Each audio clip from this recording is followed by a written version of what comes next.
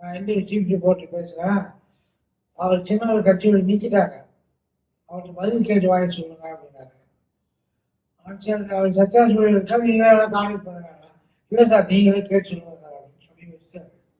ஒன்றும் பண்ணிட்டா சத்யா சொல்லியிருந்தா அவரோட பர்சனல் நம்பர் ஒன்று 72602 ஒரு நம்பர். அந்த நம்பருக்கு ஃபோன் பண்ணலாம். லஞ்ச் டைம் அவரே வந்துட்டு அவரே லைன் எடுத்தார். என்னப்பா அப்படின்னு கேட்டார். இந்தியில் வந்து ஃபோன் பண்ணாங்க.